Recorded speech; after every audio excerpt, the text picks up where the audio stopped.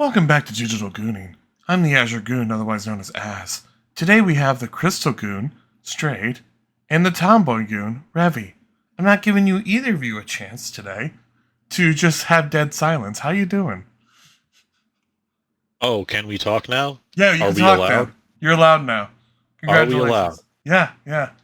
Can I get that in written permission? I don't want to offend you. Hold on, let me do that. He's pulling his cock out! Oh my god. Wow, that was far too loud. There. You have my written permission now in Discord. Do you see it? They're not gonna accept Discord as a legal source. If they did that, I'd be arrested. Revy, can you read what I typed for me? Yes, it says, don't talk, you little bitch, or I'll come to your house. Exactly. Today's subjects are on the first episode of Peacemaker and Guilty as Sock, probably. Why not? Probably. Have you guys had an interesting week this week? No. Oh, cool. I'm glad to hear it. Yeah.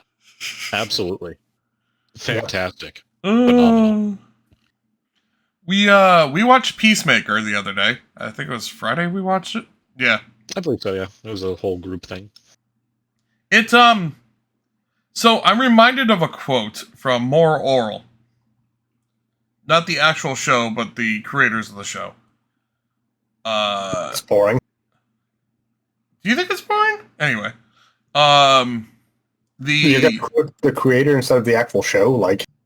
Well, yes, because the person that ran the Adult Swim network went up to him and said, This episode is awful. I counted one joke in the entire episode. And he said, oh, I'm sorry. Tell me where it is and I'll get rid of it.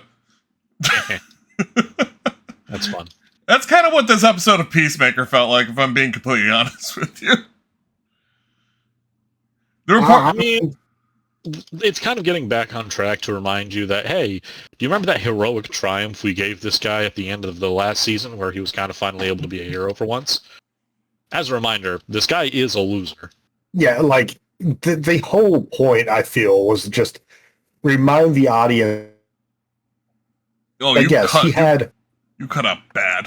Did I cut out? Yeah, remind the audience. Yeah, it's cut out for... Yeah, like the whole point was like, hey, yeah, remember that cool thing he did by, like, almost complete accident? Just remember, this dude is an absolute fucking loser. Yeah. And you do feel terrible for him. Like, this guy's trying to change. He went through a fucking lot last season. Oh yeah, like, you feel terrible for him, but yeah, he is just, like, no matter what he does, just... And not just him, hardcore. I always pronounce your name wrong. Is it hardcore? Harcourt. Harcourt. Is it not just Harcourt? Harcourt? Like Harcourt? Are you looking at the name? No, I'm not. I've told you before. I'm too afraid to do anything while I'm recording. And it is up to us. Yeah, I am Googling the characters. I have you two stooges to do that shit for me. Harcourt. Harcourt.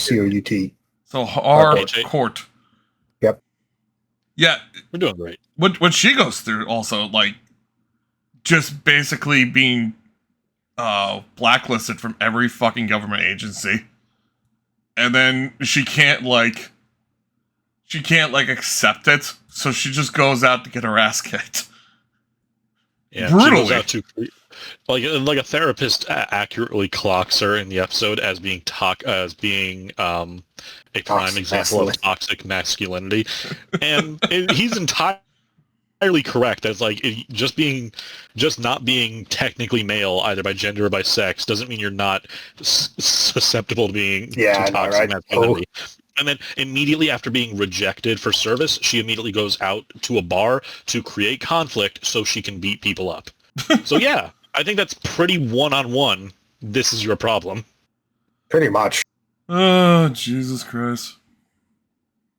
So yeah, so they're doing great, and apparently we'll get into that. So the main thing about this season is Peacemaker is living in his father's old house, and he goes into his dimensional portal room where he stores all his shit. And I refuse to believe that there was a neighborhood there last season. Refuse to believe.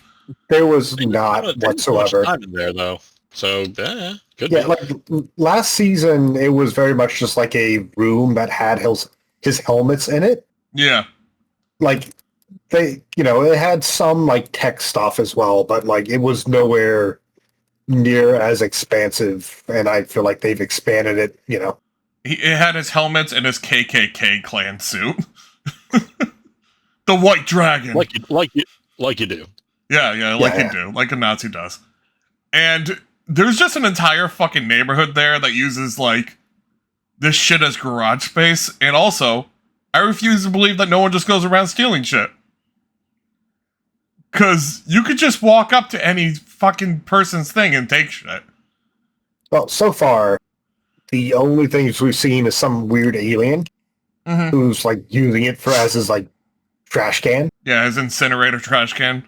For random-ass rats, by the way. Yeah. And then the other door to the parallel dimension. What do you think the rat was for? Do you think it's just like... do you think the guts are like condiments or something? Like, what do you think that's for? Probably vampires. Oh, you know what? Maybe. Yeah, drink blood and through the... But yeah, it's... So I'm willing to believe that like 90% of those rooms are probably just doors to the other dimensions. Mm-hmm. What's stranger though is the one he goes into, they don't seem to know that exists. By know that exists, what do you mean? No, they know that dimensional shit exists. Like, they talk about it while they're drunk. Like, they talk about him going in there as a kid and then getting chased by imps from another dimension. Which,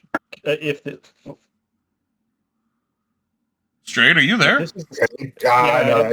So I had to change out my mic. I apologize. Right. Hopefully that worked smoothly and you didn't recognize any of it.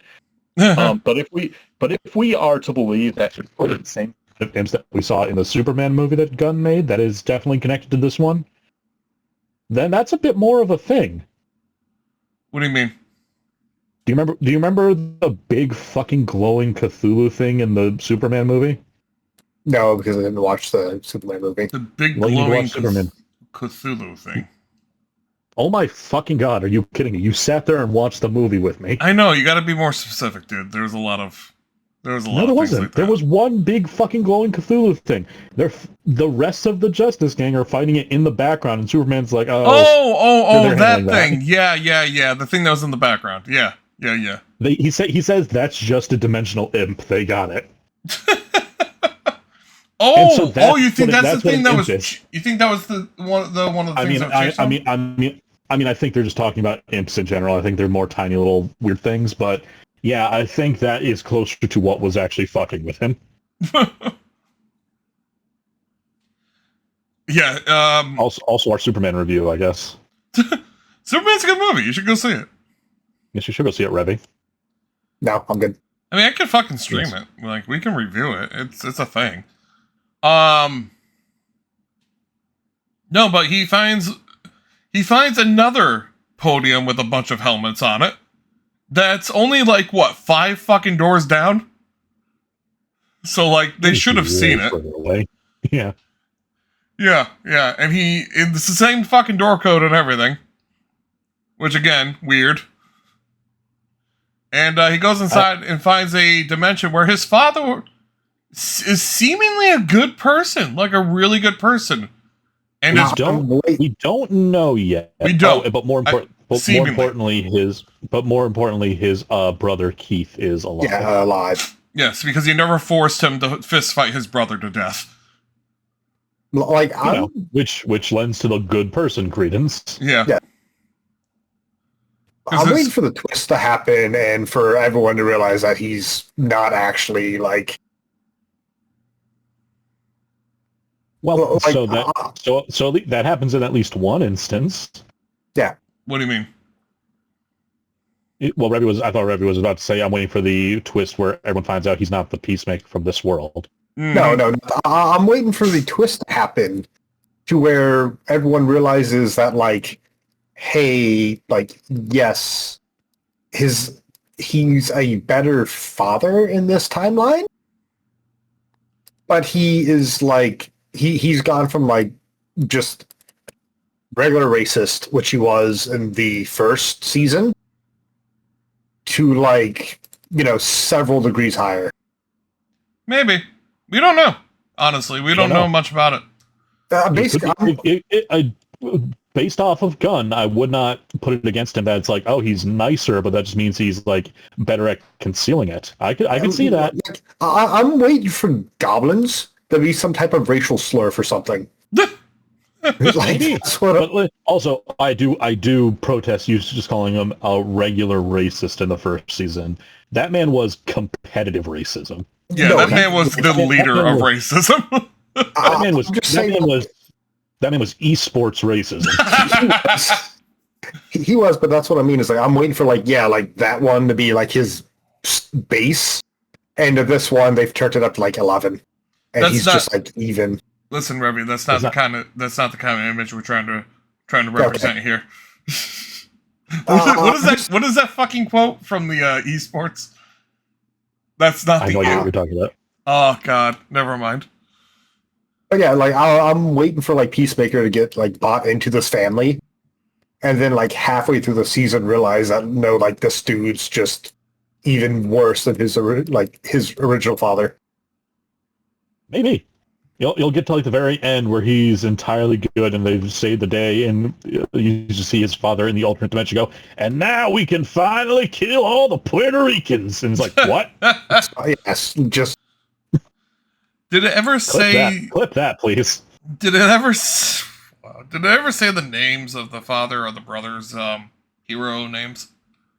I think they did. If he's the blue dragon. Like, he might just be the Blue Dragon. I don't know. That might literally just be it. Yeah. Oh, God. I think they did. At some point. Let me look it up here. There was a news article, I think. Yeah, it might have been on that. They're called the Golden Trio, is it? It was something like that. Like the Terrible or the Terrific Trio or something like that. It's something trio, yeah. I'm just looking this up as we go. But I'm trying. Don't wait up for me. Peacemaker fucking finds him, the other universe Peacemaker, and besides talking to him, he straight up tries to fucking murder him, like brutally, with like ninja stars digging into his back. Yeah, like that other. Like you do. Yeah, like you do. And Peacemaker, for his credit, he just tries to run away. He really doesn't try to fight the guy. And yeah, he tries to escape and also just almost plead his case. Mm-hmm. And while also being a complete loser and getting his shit stomped in the whole time. He didn't want to hurt the guy. Tells you that even in this world where Peacemaker was raised by at very least a loving father and a loving elder brother, still kind of a paranoid douche. Peacemaker straight up hits his booster. I think it's on purpose. It was like a need to save, like no other choice, like need to get you away from me thing. And just didn't realize that the thing was above him. Yeah, he gets impaled. The dude like flat out hit the booster just trying to like get him away from him, and fucking impales him on the ceiling spike. Whoops. Whoopsie. Guess I gotta be you now. Oh, jeez. Yeah, he kind of, in both first episodes, he kind of kills the person accidentally trying to kill him. And he just explores places in his underwear. You know, the amount of time that dude is in underwear is like... I do think that in the same way that Rock has his contract that his character can't be killed, John Cena has his contract that he will be in his underwear for a good chunk of the movie. Oh, yeah, exactly. Showing off his junk. Yeah, why not? It's always Tidy Whities too. It's always Tidy Whities. Well, I mean, not? of course, Like, you know, why not? it can't be anything else, especially with the way just Peacemaker is. And they have a new song and dance at the start. It's fine. It's fine. It works. Like the dance. Here's the thing: the dance would be fun, Yeah. but the intro song is just. It has like no energy behind it. Yeah, the problem is it has do you really want to taste it to compare to? And there is no comparison. Like the first one, do you want to taste it, is so much better. I don't remember the lyrics of this new song. Like, what is it? Now, I don't recall much either. I just kind of remember the melody being a little bit like slower, a little bit more quote-unquote serious. Yeah. The first time listening to Do You Really Want to Taste It? That song was stuck in my fucking head. And I just kept replaying that intro. This time I saw this and I'm like, sure. And we watched that twice in a row because we had people join late. And I still don't know a single word of that song. I don't want to judge too harshly. I want to give it some time, but yeah, you're not wrong. It's like it didn't hit me yeah, it is. I'll say, do you really want to taste it? It didn't have anything before it. I didn't know what to expect, so that was coming out of the gate incredibly strong. And so, unfortunately, this is a tough act to follow, and this song is coming up against that. I don't know if you remember this, but you and I played chess to that song on loop. We played chess at some point? We played chess to that song on loop. It was oh god, what's the name of that divorce simulator game? Takes Two? Takes Two. Yes, we Was played it during Takes. that? Yes, we played chess in Takes Two. So I had. Why are we playing that song during chess? I don't know why, but we did, and it was fun. I mean, yeah. So I went ahead and Googled the song, and the song for season 2 is "Oh Lord" by Foxy Shazam. Overlord by Foxy Shazam. Okay. I mean, I was just looking for the title for everyone else to reference. I might listen to it. I don't know. But, yeah, it just does not have the exact same, like, energy behind it as Wigwam. Like, yeah. I'm hoping this season picks up like season 1 did. But, yeah, looking back at season 1 now. No, actually, season 1 was fun from the get-go, I feel. This one wasn't fun at all. Well, season 1 was kind of fun because, like, you were just watching this dude be a complete and utter, like, failure at everything. Yeah. Yeah, like, season 2, like, yeah, he's... You know, they have existing lore in the universe, so I always kind of, like, try to give the first episode a pass. Yeah. Especially when it's not, like... Especially when they completed season 1 and now they need to do something new. Well, here's your problem, because in the first season... It was fun to laugh at the loser because we just got done seeing him being the most, like, horrible prick in the movie. So seeing him, like, people, like, give him shit, that was fun. But we just saw him be, like, this selfless, caring, like, hero. And now when we see people, like, kicking his shit in, we're like, no, don't do that. That's fucking sad now. We got to know this guy. I agree to an extent, but at the same time, we kind of got to remember, like, just being a hero once kind of doesn't make up for all the shit you've done that even we haven't seen. Yeah, pretty much.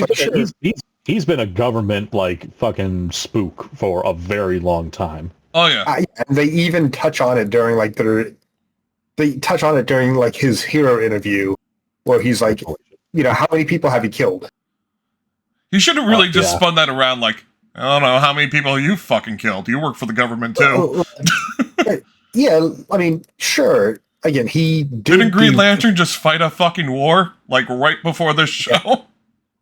I mean, that's also another thing is, like, people have pointed out, like, it's funny seeing Guy Gardner Yeah. calling out on this shit of all people, because he's going to be in the exact reverse position when the I think the Lantern, whatever the Lantern show coming out is going to be. Hawkgirl is just flying back from killing a world leader, dropping him from an extremely high height in the middle of a Times Square. That guy wasn't a person. I'm well aware, but still, like giving him shit for like doing government contracts and shit, like that's a lot of bullshit coming from the two of them. Firstly, I agree, and I think the point is like they're being hypocritical and kind of overly judgmental about a guy that they've already kind of decided that is not joining because it just doesn't vibe. You can't have like Peacemaker and Superman can exist within the same universe, but they can't be on the same team. Yeah, and like that is fully the only difference between Peacemaker and Guy Gardner is the fact that Guy right now has a better PR team. Yeah. That is literally the only difference. I don't know about that. Guy Gardner is an asshole, but he's not like a monster. Yeah. Peacemaker up until season 1 was a monster. I would still argue that Peacemaker is still somewhat of a monster. You don't think Guy Gardner would kill a guy if he thought it was for the greater good? Oh yeah, but Peacemaker needs way less. Yeah, Guy Gardner will do that, but he will think it's for his own greater good and will probably question you if you're trying to push him towards the greater good. Yeah. Peacemaker does not. Peacemaker, especially before season 1, did not have that great of a moral compass. Peacemaker the entire part of season 1. The entire point of season 1 is him trying to get out from under his Nazi dad's ideology. Yeah. Oh yeah. Like again, Peacemaker would do it by accident. Like, let's not forget the finale. He fucked up and essentially had to be saved from his own fuck up. Which fuck up is this? I'm sorry, you have to be way more specific for me. The whole like finale, like they go to the house and he just refuses to shoot the children, though he knows that like this time around, you know, they are actually no humans. He didn't know. He did not know. He thought he was just killing a child. They did not tell him anything for that scene. I gotta say though, Vigilante is just like, oh, kill kids? Yeah, fuck, give me the rifle. It's okay, man, I got this. Not only that, but yeah, like he's you know, quote unquote friends to like some degree. I get that like he doesn't like Vigilante, but Vigilante's just kind of there. Yeah. Like, but yeah, he's friends with that guy, and that guy just seems absolutely off, you know. Vigilante is my favorite character in the entire show. Dude, like, he needs some meds. He does, but oh my god, does he kill so many fucking Nazis, like, easily? Yes. Yeah. I find it's just great for me, just seeing him just murder so many Nazis without trying. It's great. It's great, but you gotta remember, it's like, this is the guy that would have slaughtered Peacemaker for smoking weed if it was illegal, like it was a few months before he did. Yeah, exactly. Yeah, very true. This is a man with an incredibly warped moral compass that basically downs to what did the court decide. Yeah. Oh, I love him though. I can't not love it, and I actually do love the fact that what's his name? The guy with the glasses, the Economos. Economos, thank you. Economos like really doesn't want to talk to him, but he's just humoring him the entire conversation because he actually likes the guy. Like he actually wants the guy to be happy. I think it might be that, but it's probably they may be thinking Vigilante is someone we kind of got to humor. Oh yeah, otherwise we're gonna be seeing him when we really don't want to. Yeah, it's one of those like I'm sure they're humoring him because they have to, and he's also like their one into, you know, fucking Peacemaker as well. So it's like you have to humor the guy. That way we could get more. That way we can just like watch Peacemaker more. That's true. Like, as much as everyone probably hates it. But, I am excited for the rest of the season. I'm hoping that the ha-has pick up a bit. I do want to figure out if his brother's an actual character in fucking DC. I was trying to Google him, and I didn't see much in terms of like a Wikipedia article for him. Do we have a name for him? It's like, well, yeah, we do. I just don't know what it is. Let me look. Let me try and find the things with the place and the guys. Well, his name is just Keith. Yeah, it's Keith Smith. Great. I'm sure that will come right up. Well, I mean, Smith is just their last name. It's there. DC Keith Smith, maybe? Maybe. I'd be curious. Oh, I thought you were looking it up. No. Oh. Because I'm trying to look at other things. Dude, you're supposed to be my economist right now. No. I did not sign up for that. I'm currently on the DC fandom site, and they... Yes. Yeah. Like, I'm sorry, like, I'm reading what little they have because it's only from, like, season 1. Okay. Like, first of all, like, yeah, his father's called the White Dragon. Yep. And, under powers and abilities, it was the only thing listed is hand-to-hand combat basic. Yeah, that sounds about right. Yep. So yeah, interesting start. I'm gonna have to see more of it to see how it goes. I mean, I'm sure it will pick up, but like, yeah. Again, just after the high point of season 1, where like Peacemaker actually does something heroic for a change. Yeah. People kind of have to be remembered that this dude is still just a outright menace and a loser. That, you know, I stick by the fact that he bumbled into that like victory.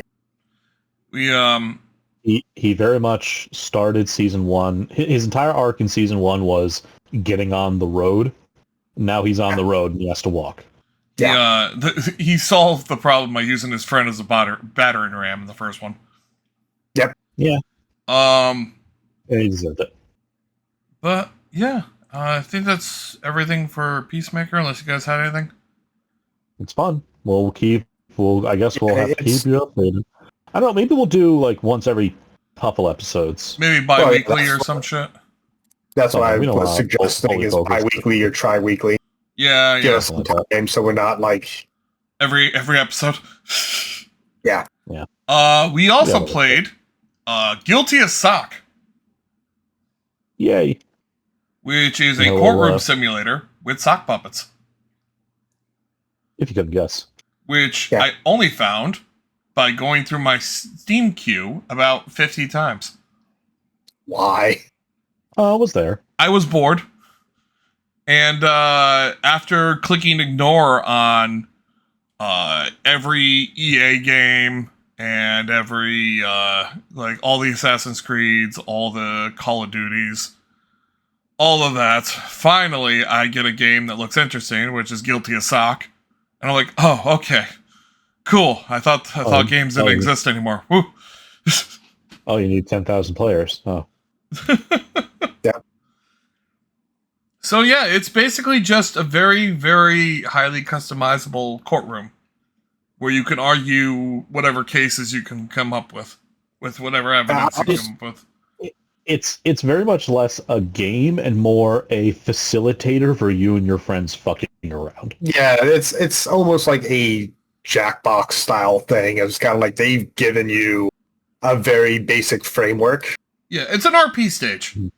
It's an RP stage, essentially what it is. Okay.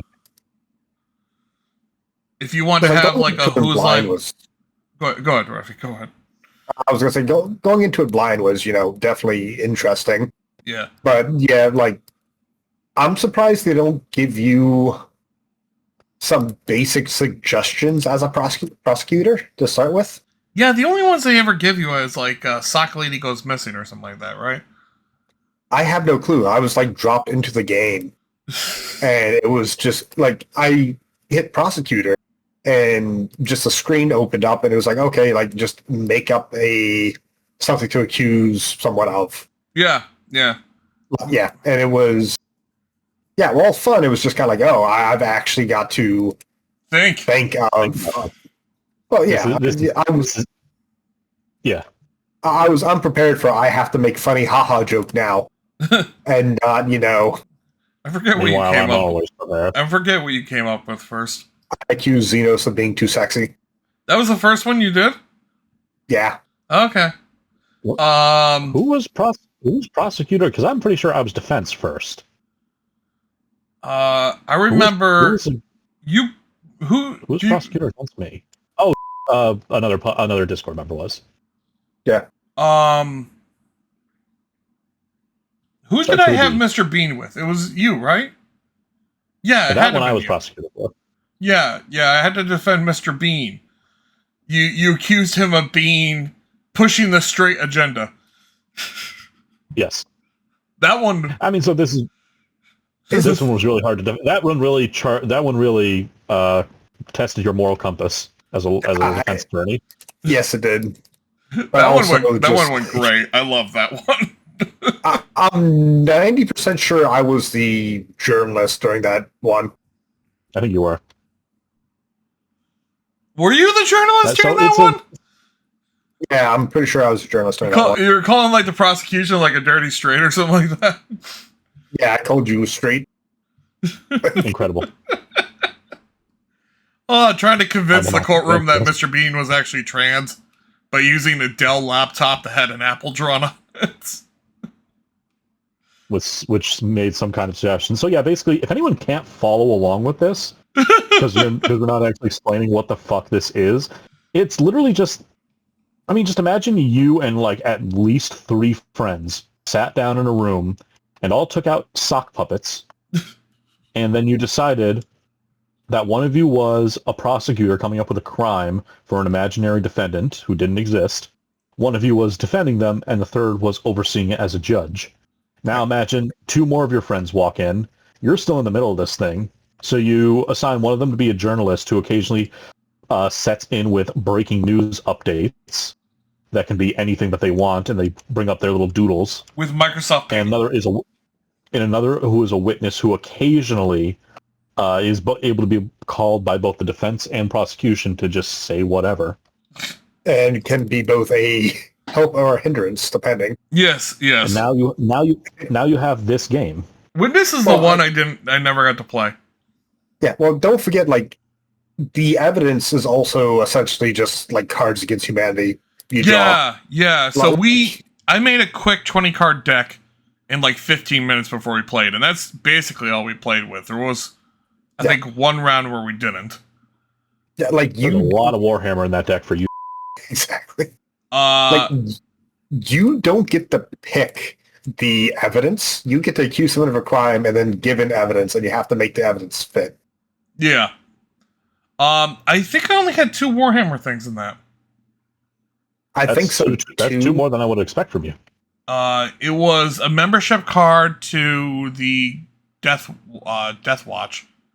Yep. Sure. And what was the other one? Something else. Just an inordinate amount of Warhammer figs. Yeah. Something like that. Yeah. But the thing was, like, every single time they ended up in somebody's hand, they were played immediately. I limited it absolutely. to 2 of each subject. So, like, there was only 2 Sonic ones. There was only 2 Warhammer ones. There was only... I don't even know if I had any FF ones. Did I have any FF ones? We did have an FF accusation. Yes. Yeah. Yes, I accused Revy, who wasn't the defense attorney. Was that you, Strayed, the defense attorney? Yeah, I think it was straight. No. On the Xenos one, I was the... No, not the Xenos one. No, the Revy one, where I accused Revy of gooning so hard he destroyed the FF14 mod scene. Oh, that one I was the judge. Yeah. Oh, you were the judge. It might have been then maybe. I don't remember. Yeah, I don't remember. I just remember I was also the journalist for that one. Were you? Who we want to? Yes. I don't know who we want to in our Discord. We want to announce to the world. Thanks permission. Yes. That's or why I'll I kind of avoided saying the last defense person. I'll I was just like, oh, that's I'll Say his full fucking name. bleep. I'll just fucking Yeah, you bleep can. them. It's like I didn't say his full name. Plus, like the word was also somewhat generic outside of Like, a full name. So God, Oh, yeah. okay, Oh, yeah. I'm gonna have to bleep. yeah, Oh yeah, Jonathan, Social Security number 123FF. Yeah, okay. I don't know why FF is in his Social Security, but you get my point. The no, okay, so yeah, I accused Revy, which was the journalist, not the defense attorney, of gooning so hard he destroyed the FF14 mod scene, which is a very relevant fucking A. I am drunk. Relevant subject right now. Of Yeah. And That's time of writing. we got into it. I didn't stop anything. You wanted to. bonked me more than anyone else that court scene. Yeah, dude, you like laid into him that round. You bonked the shit out of me. I think I only won on a technicality with you. So yeah, I have been to. I was at the Balmog Quicksands Sunday, Oh, and while it's still pretty decently populated, mm-hmm. I'd say like at least it was missing like half its people. Ah, shit, really? I I mean, again, it was one day, but when I say half, you're still talking about a good 100+ people around. Yeah. I wouldn't be like, surprised if you saw a massive dip in players. Yeah, I mean, before it was one of those, like, I could walk through the quicksands there, Yeah. and there were so many characters that, like, the game could not render them all in that area, so people were popping in and out. I've been to Balmog before, like, I've seen it. To bring people up to speed real quick, somebody, it might not be FF, somebody laid in a cease and desist to the creator of Mare. You mean it may not be Square Enix? Yes, it may not be Square Enix. But somebody gave the creator of Mare a cease and desist. He refuses to talk about it, but he cut off Mare. Mare is a third-party tool for Final Fantasy XIV, which allows people to see each other's mods if you have each other's codes. It is a massively used... It's the second most used tool in Final Fantasy XIV modding, because, as you can imagine, you go into a nightclub, you get a code that the entire nightclub shares, you see everyone in the nightclub with their mods on. It's a huge tool for people in that community to use. Yeah, it was huge for the actual, like, just the RP scene in general anywhere. Yeah, it was the RP scene, I would argue. Like, you couldn't go to a single place without, like, having the shout be, like, the fucking Mare code. But, yeah, with that, I'm pretty sure the RP scene kind of just died overnight. Whoops.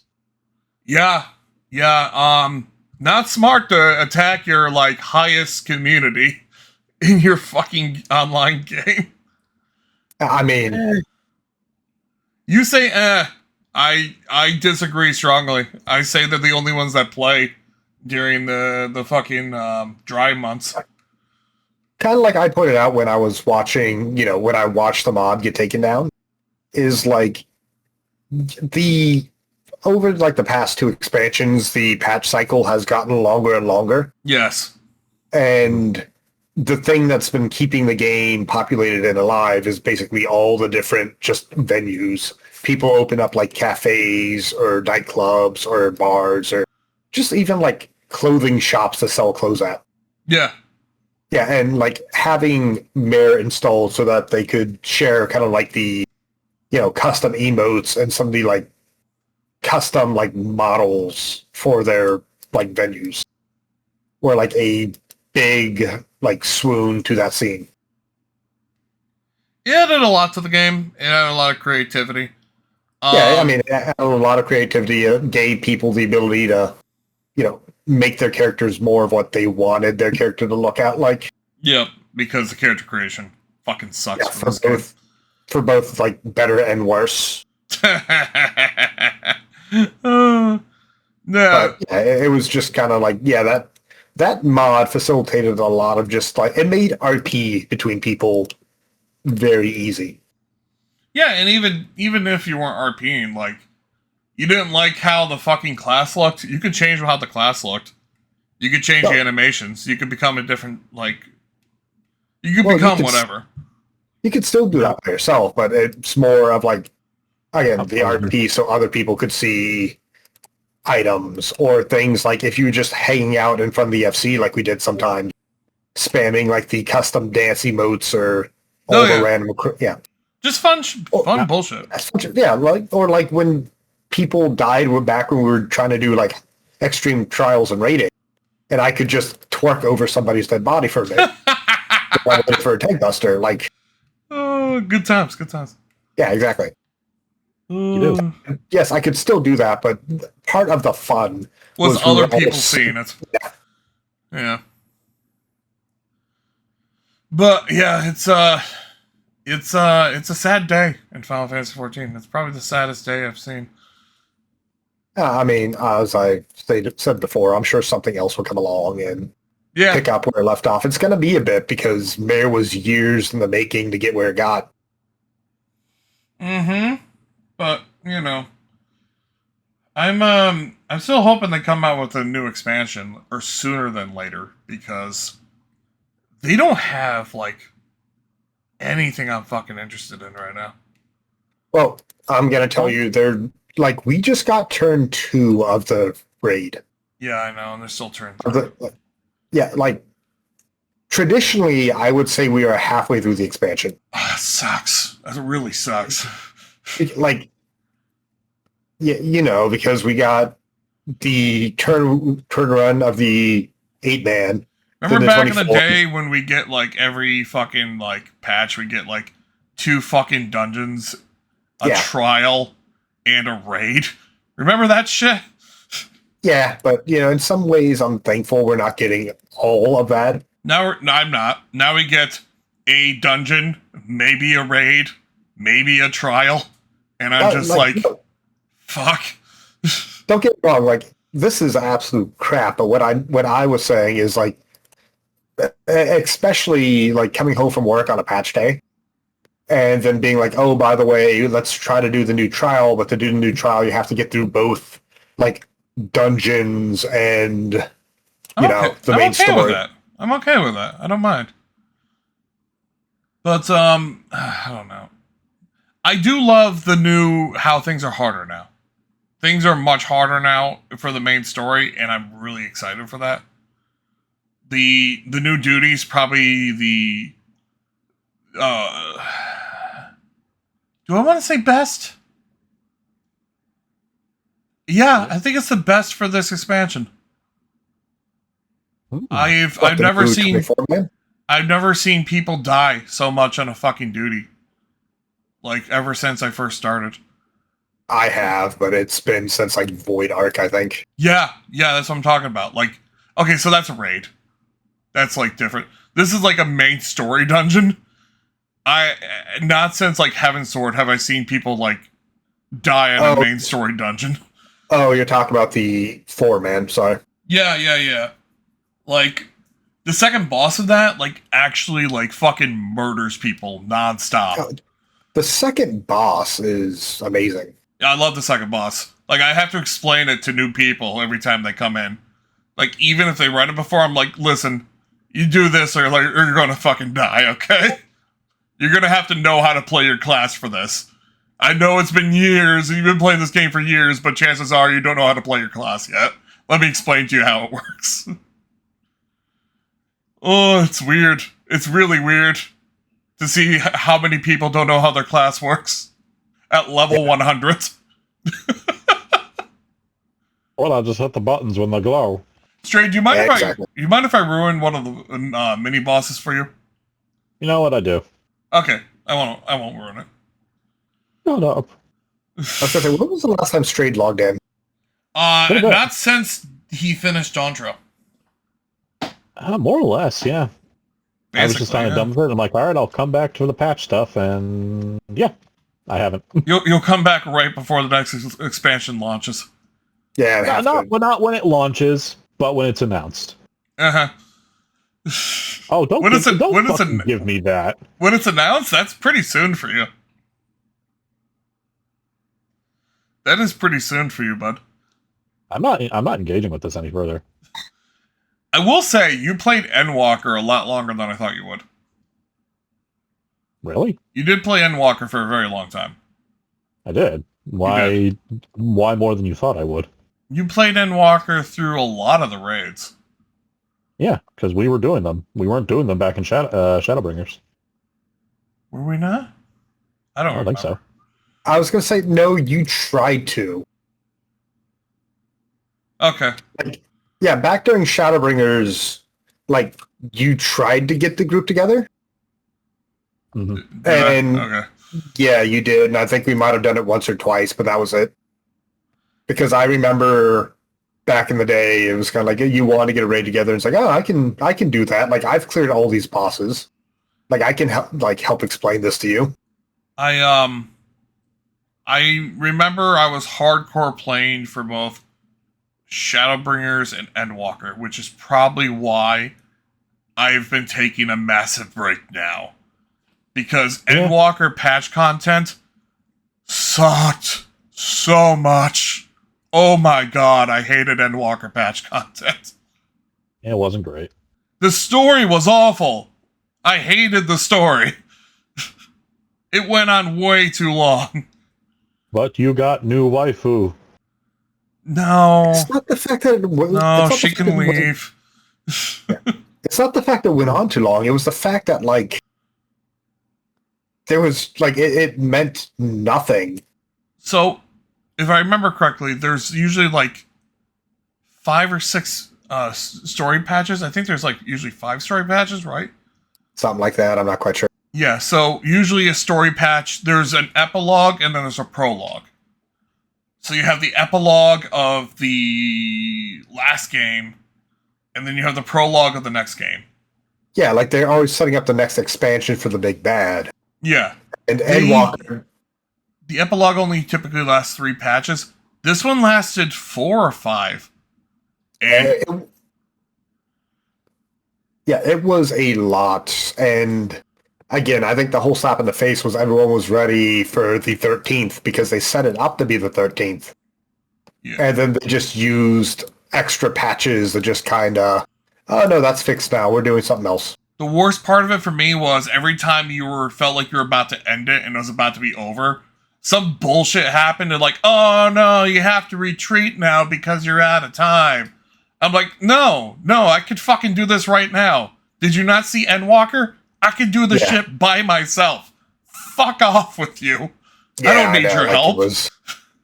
It was painful. Oh my god. I think that has been a common criticism among people. It's we've been doing the hero's journey a lot, and I think we're kind of over it. If you want me to stand on the side for your new character that just showed up, fine, but fucking nerf me or something, because no. If I'm standing aside for my pupil to fight on her own, sure, whatever. Yeah. I don't mind. But if I'm standing on the side because you're telling me, no, only your cool OC character can do it, I'm like, no, fuck off. I don't need this person. I don't know. That's just the way I feel. No, but that story should have only been 3 patches. Shut up. It went on way too fucking long. And then we only got 1 patch for Dawn Trail, and it was the most rushed shit you've ever seen. Yeah. And then, again, I think that the part that I'm most upset with Dawn Trail is they create an entire new continent. They make this cool steampunk, this cool, steampunk cowboy area. Mm-hmm. And then they just fucking, drop, Alexandria. Yeah. Which is the cyberpunk techno area. And we just, even myself, it's yeah, sure, this entire continent is cool, but that shit over there is amazing. Yeah, you guys like Solution 9, yeah? Yeah, we like the whole expansion. Yeah, but you like Solution 9, right? Yes. Yeah, we like Solution 9. We also like, We like South America. We like Texas. Yeah, but you like Solution 9. So we're going to stay in Solution 9, okay? Like that's... You never leave Solution 9. No, you don't. Like, Ever. I get having... Yeah, my main... Yeah, that's my main complaint. Is like, my main complaint is most of the main story at Solution 9 should have just been the next expansion. I'm hoping that the rest of the story takes place in anywhere else besides Solution 9, because I love Solution 9. It's probably my favorite city. I want to go somewhere else. No, like, again, it is by far my favorite city, but yes, it is truly just like I want to go appreciate the Texas area. I know a lot of people really appreciate it. I don't care if it's Texas. I don't care if it's South America. Just like, yeah, I don't care, but it is like, I just want to go appreciate other areas, but I can't. Yeah. Because we're always in Solution 9 all the time. Mm-hmm. We might actually be getting away from that now, though. I think it's pretty much wrapped up there. Yeah, I mean, we're at the part of the main story where, like... Everything else now is... Yeah, good. I was going to say we should actually be facing, like, the actual threat of the next expansion. I think everything else is going to be prologue. Yeah, I think everything's just going to be prologue for next expansion. And I honestly have no fucking clue where we're going to go. None. Like... Yeah, well, I can't really say much with Straight being here, but, like, like, you know, like, in the final scene, it's just a black area that you can't tell anything. Yeah, I don't really think that's anything, but yeah. Well, I mean, I would argue that, like, the two characters meeting there and talking, it's something, but... But yeah, so is anyone excited for anything coming out? No. Goodbye. What? No. Nothing? Oh. The only thing I'm excited for is fucking Time Stranger coming out in October. Time Stranger? Yeah, Digimon Story Time Stranger. Oh, gross. Yeah, I don't give a fuck. Eat my asshole. You can eat me. Hey, you had fun. You had fun playing Cyber Sleuth, okay? I have recordings of you laughing your ass off. I was laughing our ass off at the same reason we were, like, laughing at, like, nah, that's a bit too harsh. But I was more laughing at our antics at it. I wasn't. If I was playing it by myself, I probably would have logged off. Cyber Sleuth, though, is a fucking phenomenal RPG. Like, I cannot, like, even if it wasn't Digimon, like, I can't sing its praises enough. Like, it's a really, really great RPG. Are you a big Digimon boy? How could you tell? In what way? I kind of hate all the anime except for one. But I do really like Digimon designs. Why do I like the one, or why do I hate all the others? Why do you hate all the others and don't like the one? Because the only good one has ever been they ever had was Tamers, which was season 3. Tamers is fucking nightmare fuel. And that's probably why I like Cyber Sleuth so much, because it's fucking nightmare fuel. I don't know if you ever looked at the story of Tamers. No. Why would I do that? Oh my god. Oh my fucking god. There's virus starts affecting fucking everything, and starts affecting some people.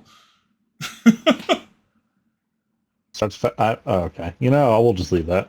I won't spoil too much, but in Cyber Sleuth it has missions like you find a dead body, but you find I'm doing this by memory, but you find that he's still logged in to what's like basically the entire world runs on what would essentially be Chat GPT.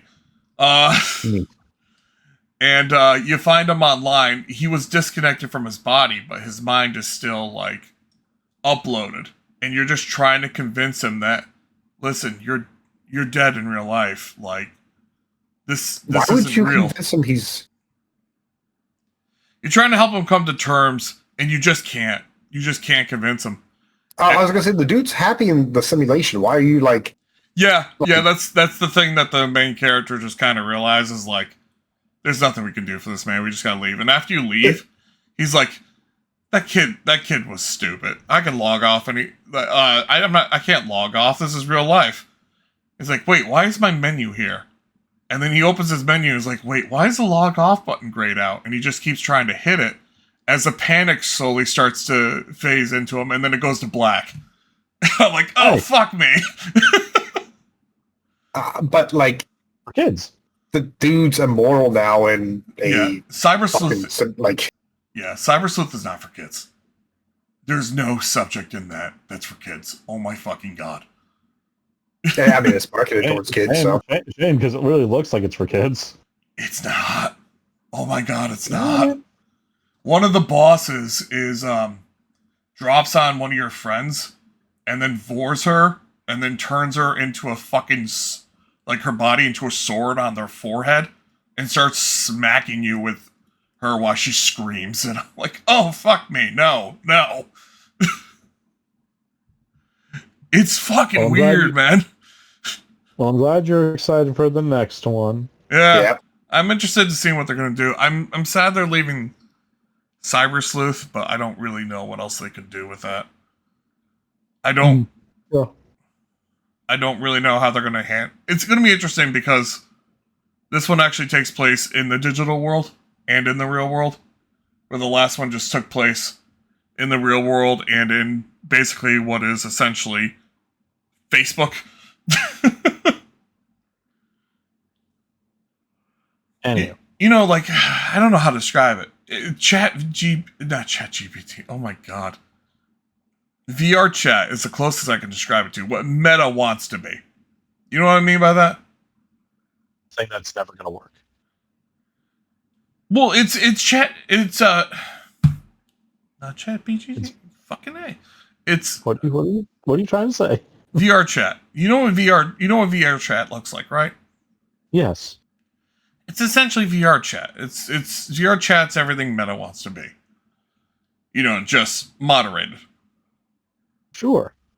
And it's never going to happen, but that's essentially what it is. And it's very interesting to see a world like that.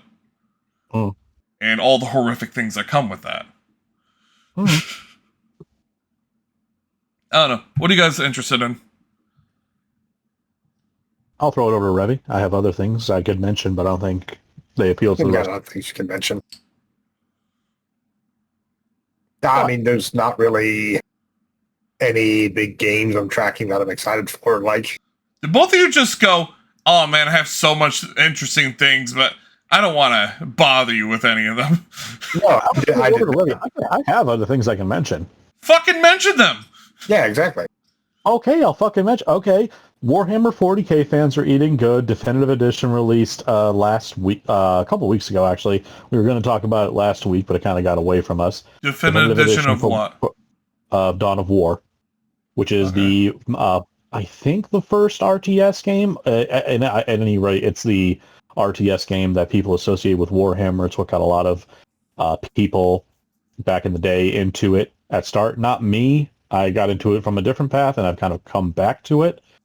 Very fun. Apparently, there's some criticism around it not running as efficiently, and there's some bug fixes going around. But for the most part, so far, I believe most people are finding it pretty faithful. And a bunch of mod support is just 1-to-1. So some hugely expansive mods can just be taken from the original Dawn of War and slapped onto this without much fuss.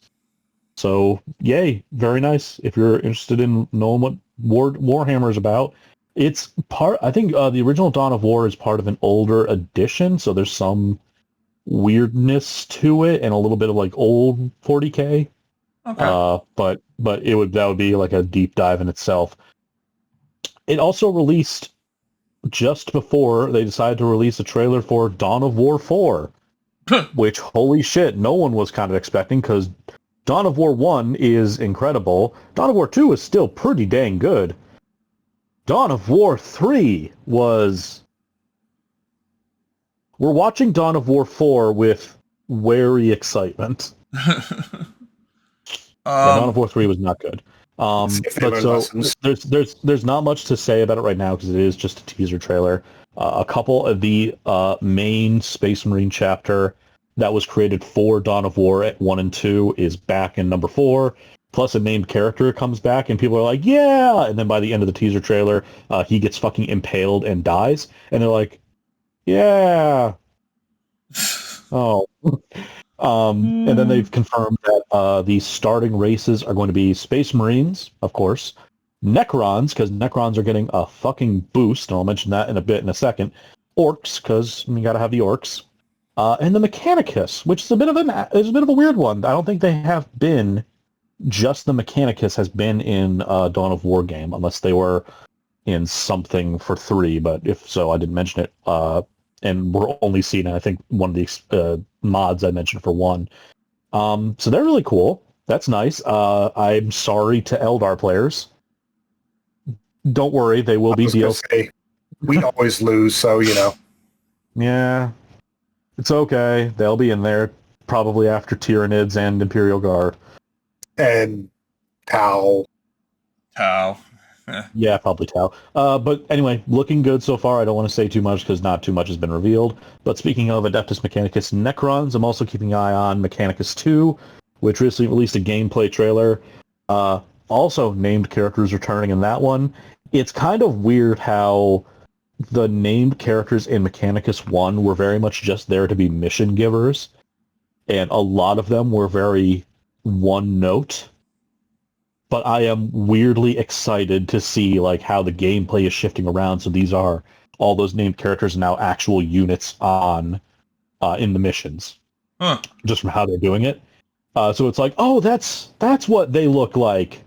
Oh, oh yeah, there's Best Girl. Yeah, it's these people. Oh, and it's like actually getting excited for these people to be returning that I thought I didn't really care about too much, but no, I like them. Yay! I'm glad these people are back. I remember playing Mechanicus, and that was fun, and I'm enjoying having time with these people. I can't wait to kill them as the Necrons. Wow.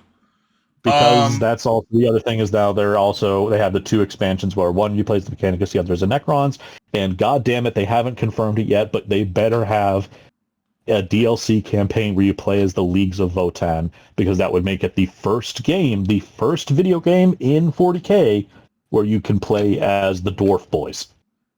Question before we sign off tonight. I found out there is through freaking Pat from Super Castle Piece that there is a mod, 2 mods actually, for Mass Effect 3.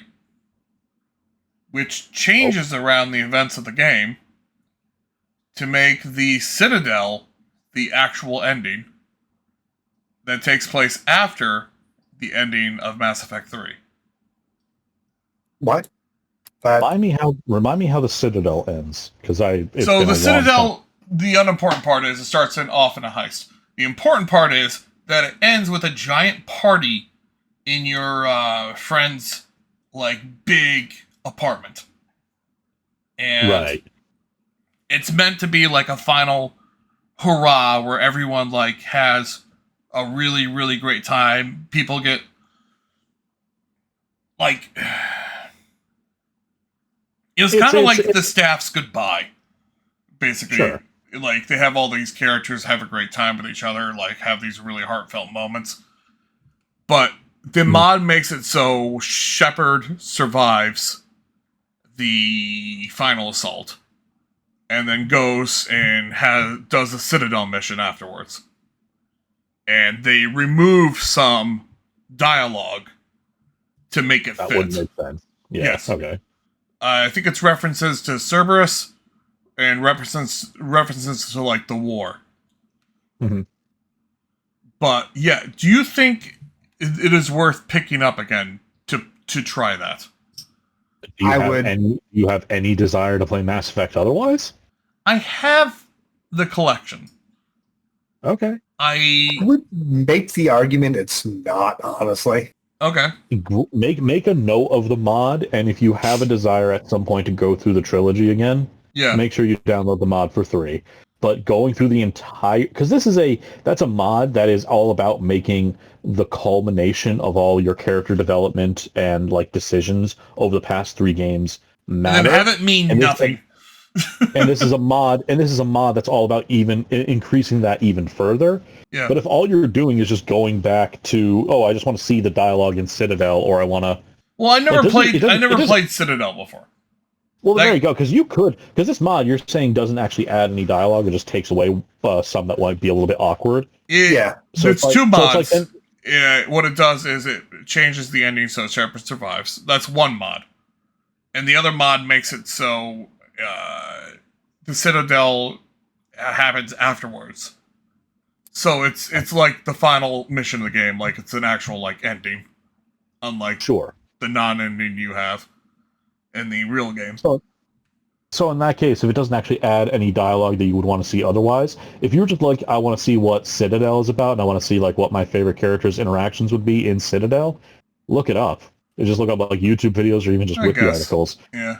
But if you do want to hold off, then, and if you do at some point, maybe even now, have a desire to go play through the trilogy again, then go for it and make sure you download those mods.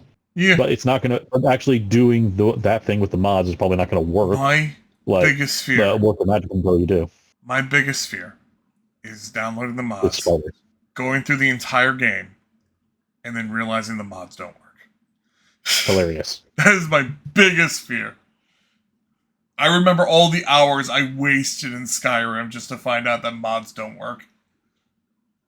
This is why you got to get the Wabajack, my friend. Yep. Oh god. Do you know how many years did I go without Wabajack? That's what I was doing, by the way, when a slightly personal thing. Myself and Az live pretty close to one another. We don't live close to Revy. At one point, I was house sitting for Az while they were away. I brought my PC, and I spent like 4 hours straight downloading Skyrim mods and installing them correctly, making sure they were organized. And I was like, maybe I should just look up a list to make sure all of these are like compatible. Like I should get like what's actually considered like necessary, what's some conversions that aren't like weird. And I look it up and it's like, okay, here's a mod list. Oh, okay, so I'll just have to go through all these and download them individually. Hey, so we recommend using Wabajack. what the fuck is Wabajack? Oh, it's something that just fully compiles mod lists and downloads them automatically. Literally just set it in the same folder and just hit, go. And it'll just download so long as it has space. Mm-hmm. And I had a slight existential crisis in your basement. as I realized like how much time I had wasted. And not in that moment in life. But anyway, then I loaded up a conversion list set in Wabajack, and I played Skyrim all week while you were away. Nice. Well, Good use of your time. Yeah. I'm sure Duke loved you. What's up? I'm sure Duke loved you, just chilling out next to you the entire time. Wow, using his government, huh? Yeah, I'm using his government name, yeah. Yeah. No, it's fine. No, good times. Let me know if I can squat. All right, well, that's everything. Thank you all for joining us. Please share the podcast with everyone you know and love and hate. Especially the people you hate. Yeah, we need the exposure. Yeah, do we? Yeah, kinda. Okay, fine. All right. Somebody's trying to get us ranked somewhere. Yeah. Oh, also, Endless Legend 2. It looks good. Play it. It's coming out in September. It's nice. I'm going through my wish list. Like, what did I not mention that I'm actually looking forward to? Gotta sneak that in. Let's sneak that in. Bye, everyone. Oh, also Dark Heresy. That looks really cool. Owlcat's great. Oh my god. Peace.